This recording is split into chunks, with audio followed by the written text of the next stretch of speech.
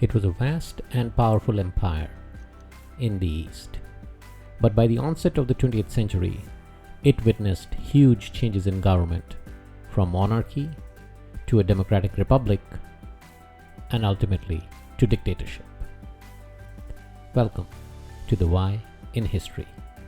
I am Ajay Kaul, and today we are talking about China and the events it went through from the late 19th century to the early part of the 20th century, leading to the overthrow of monarchy, to a democratic republic, and finally to dictatorship. Our snapshot of China starts in around 18th century, and by now China is being ruled by the Qing dynasty since 1644. Now, by the end of the 18th century, Britain is experiencing a phenomenal rise in the consumption of tea. So much so that by an act of parliament, the East India Company is required to keep a year's supply of tea always in stock. A year's supply. And at the time, since the Indian and the Ceylonese tea markets had not been established yet, tea was obtained only from China. So it had to be paid for either in silver coin or by an equitable trade exchange. China was keen to export tea, but it wanted silver bullion in exchange. And the British merchants soon discovered that opium was one item by which they could balance the trade in tea. And opium at the time was being grown in India under British supervision.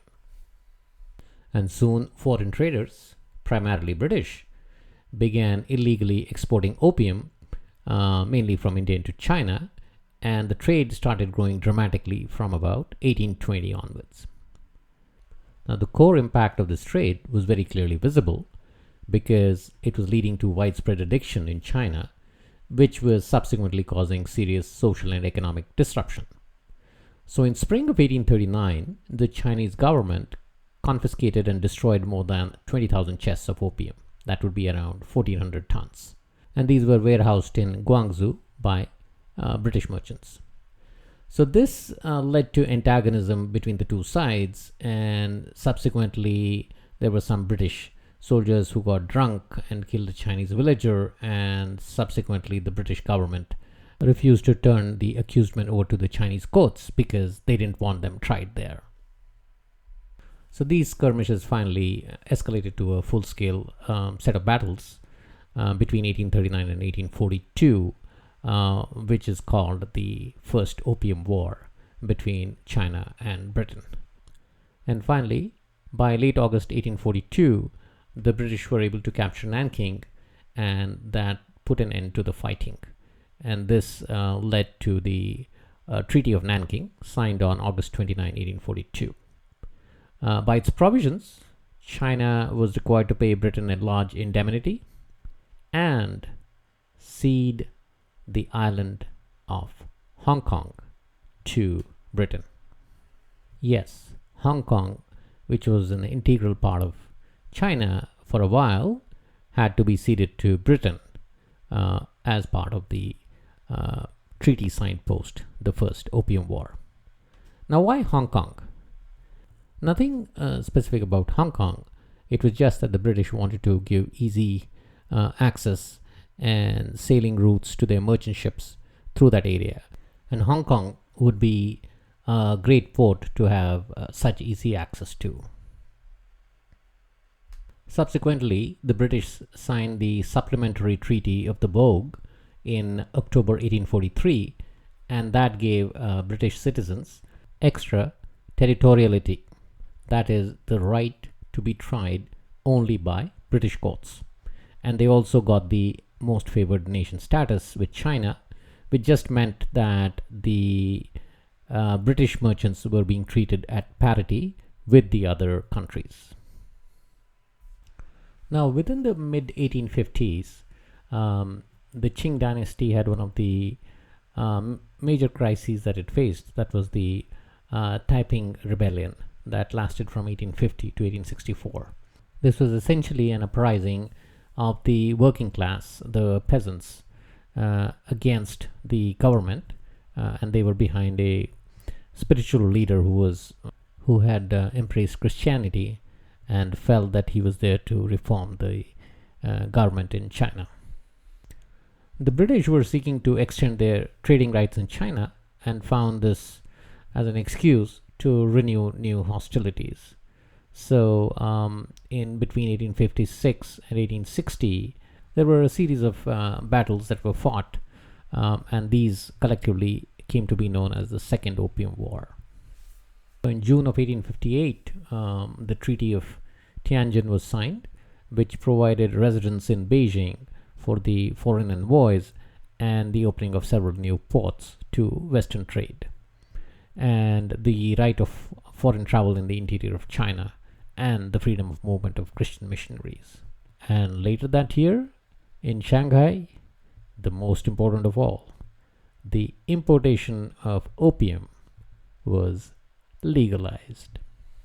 But as the British withdrew from Tianjin in 1858, the Chinese subsequently refused to ratify the Treaty of Tianjin. So in August of 1860, the British came back with a considerably larger force of warships along with French troops, and captured Beijing and plundered the emperor's summer palace. So finally the Chinese relented and signed the Beijing Convention, in which they agreed to observe the treaties of Tianjin, and also ceded to the British the southern portion of the Kowloon Peninsula, which was adjacent to Hong Kong. Now, with these series of defeats to the foreign powers, the power and might of the Chinese Empire started coming into question. And towards the end of the 19th century, another power started emerging in that area, and that was Japan. And the first country that was of interest to Japan was Korea.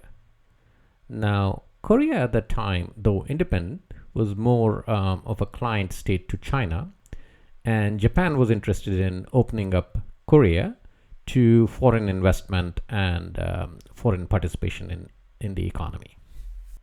And towards that, it needed Korea to be independent of China's influence. This ultimately led to war being declared by Japan on China in August of 1894. And although foreign observers felt that this would be an easy victory for the Chinese forces, the Japanese had modernized their military quite a bit, and as a result they were able to score a quick and overwhelming victory, both via land and sea. And by March of 1895, they had successfully invaded Shandong province and Manchuria, and ultimately were getting ready to approach Beijing. At this moment, China sued for peace. So in the ensuing Treaty of Shimonoseki, which ended the conflict, China recognized the independence of Korea, ceded Taiwan and the adjoining Pescadores and the Liaodong Peninsula in Manchuria. So within the short period of about 50 years, the Qing dynasty had lost control over Hong Kong, Taiwan, Korea, and the Liaodong Peninsula in Manchuria to different foreign powers like Britain, Japan, and France. And it was pretty evident that the days of the Qing dynasty were now numbered. And right after the loss of China in the Sino-Japanese War of 1895, Dr. Sun Yat-Sen formed the revival of China's society. The aim was to overthrow the existing administration and monarchy and replace it with a democratically elected government that would protect the interests of China. Dr. Sun Yat-Sen came up with the three principles of the people that were essentially nationalism, democracy or people's rights, and socialism or people's livelihood. And ultimately, he was able to rally a lot of followers, which finally led to the overthrow of the monarchy post the revolution of 1911. And if we look at it objectively, the history of modern China can be divided into three distinct phases. The first phase is the monarchy, and the second one, which was just starting post this revolution of 1911, was the overthrow of the monarchy and the rise of democracy and the people's movements, and the last phase being the victory of the communists. And incidentally, the overthrow of the monarchy was initiated in a place called Wuchang, which is within the district of Wuhan. Yes, the same Wuhan, the origin of the COVID-19 virus. So the mutineers took over the Qing garrison in Huguang and established a military government representing the Hubei province.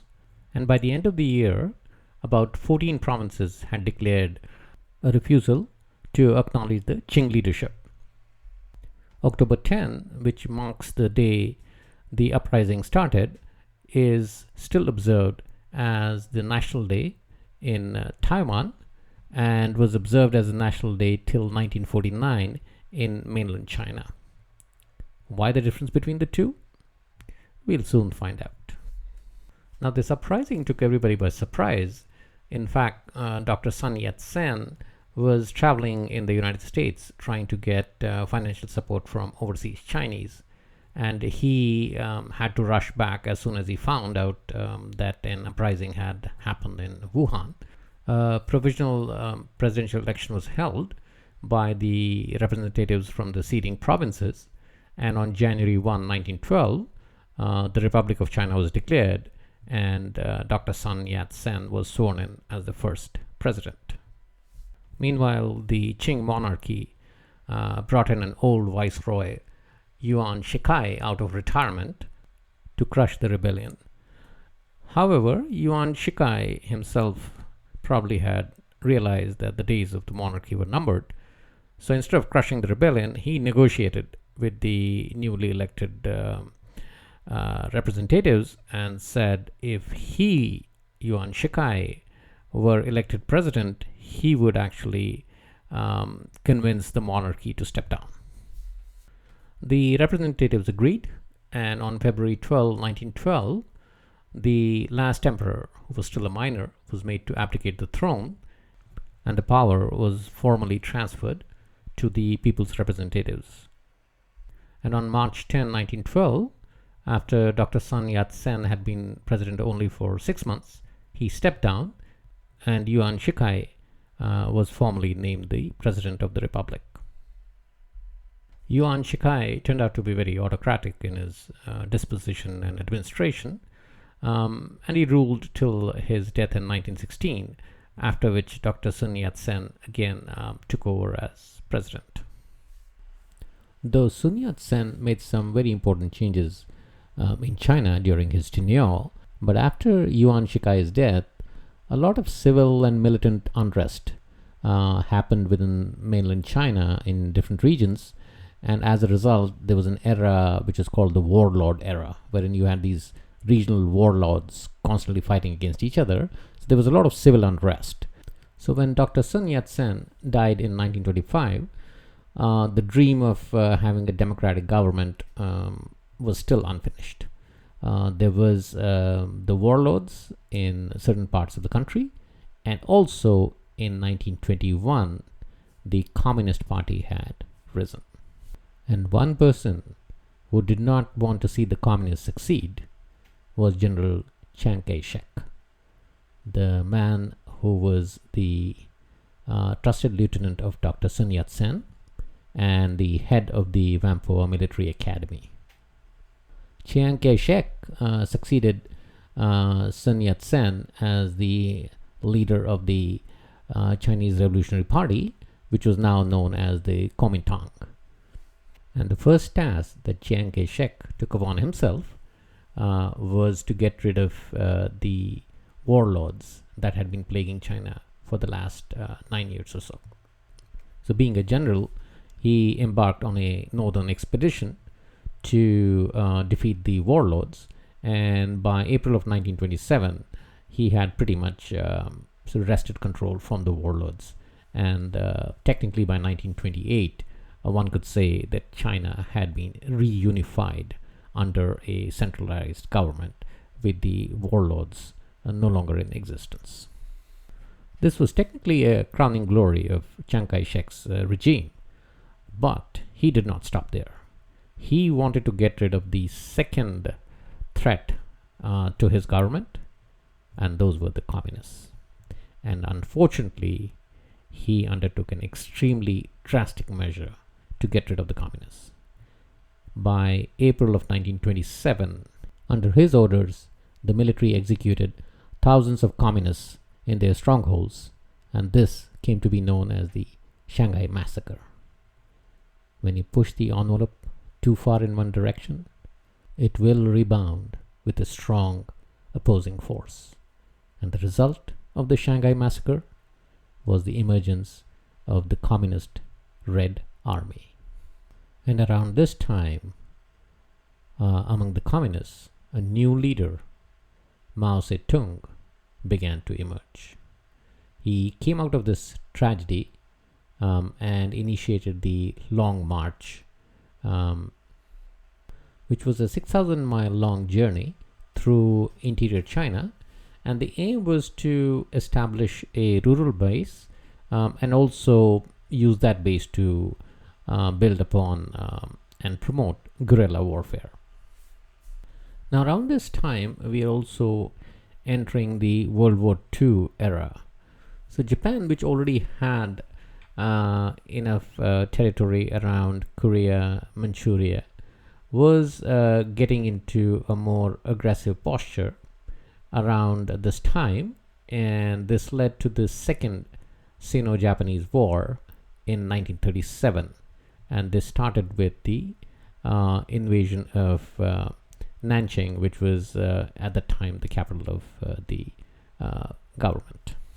So Chiang Kai-shek felt that facing the Japanese troops was sure to bring defeat to his soldiers, and he didn't want to demotivate them. So he decided to take a passive stance to the Japanese aggression. And many feel that he did that because he was thinking of inducing the enemy deeper into Chinese territory and then cut off their supplies, as he had been advised so by his German advisors. Well, the jury is still out there, but the fact is, because of his passivity, the Japanese troops ran amok and indulged in widespread massacre, looting, and rape for 6 weeks, starting December 13, 1937. And close to 100,000 disarmed combatants were killed. And this incident came to be known as the Nanjing Massacre, or the Rape of Nanjing. And it is here that many historians feel that Chiang Kai-shek lost the confidence and support of the people of China.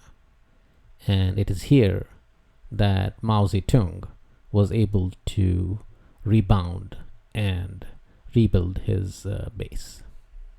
Now, several times during World War II, as the turmoil within mainland China reached different proportions, many fled to Hong Kong.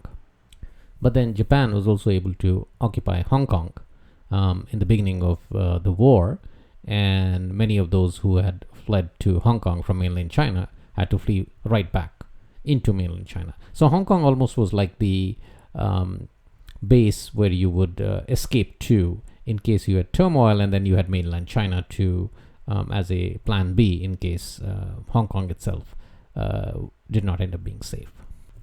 Coming back to mainland China, so with the massacre at Nanjing, the Communist Party and the Kuomintang decided to get together and fight Japan together in the interest of the country overall. But this gesture gained popularity for Mao Zedong, because historically Chiang Kai-Shek had been anti-communist and he had been pretty aggressive against them. And despite that, Mao, leading his troops and the army to fighting against Japan, very clearly indicated to the people that China was his first priority.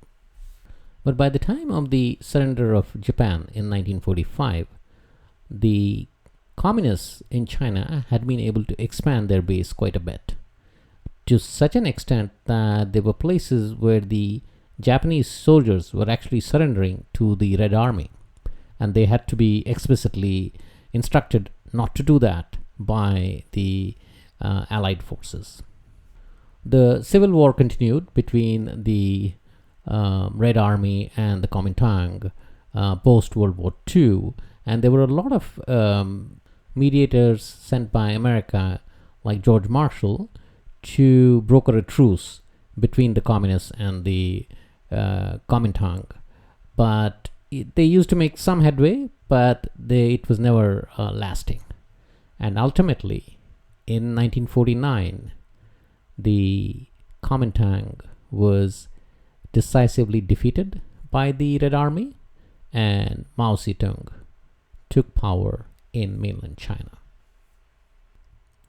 And Chiang Kai-Shek fled to Taiwan and set up a government there. So Mao Zedong proclaimed the People's Republic of China in mainland China, whereas Chiang Kai-shek proclaimed the Republic of China in Taiwan. And the irony of the whole thing, it was Taiwan, that is the Republic of China, that represented China in the United Nations from 1945 through 1971. Yes, for 26 years, in the eyes of the United Nations, Taiwan was the true government of China and not the one in mainland China. And this was mainly because the Western powers did not want communism to become too popular or have too many seats in the United Nations, so they preferred the democratic Taiwan to be the representative for China. But by 1971, the People's Republic of China, or mainland China, had conducted a lot of campaigns to get inducted into the United Nations, and finally they were inducted in 1971. So with the defeat of Chiang Kai-shek in 1949, China's very brief tryst with democracy was over, and the next several decades would witness a completely totalitarian regime with Mao Zedong wielding all the power in mainland China.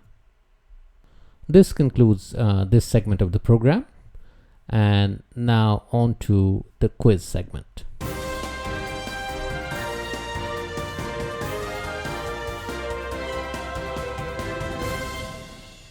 Question from the previous episode.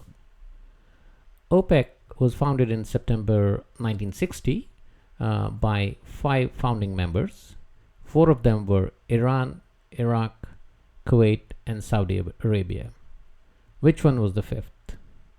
A. Indonesia, B. United States, C. Venezuela, or D. Russia? The answer is C. Venezuela, which is one of the top oil producing countries in the world today. On to the question for this week's episode. Who was the most brutal dictator in modern history? Is it A. Germany's Adolf Hitler, B. Russia's Joseph Stalin, C. China's Mao Zedong, or D. Cambodia's Pol Pot? Once again, who was the most brutal dictator in modern history? A. Adolf Hitler, B. Joseph Stalin, C. Mao Zedong, or D. Pol Pot? The answer actually will be the whole next episode, which will be dedicated to the millions of unlucky individuals who were at the receiving end of the idiocy of the world's most brutal dictators. Yes, In the next episode, we will look at some of the most brutal dictatorships across the world in modern times and their origin, their impact, and their end. Till then, stay safe and keep looking for the why in history.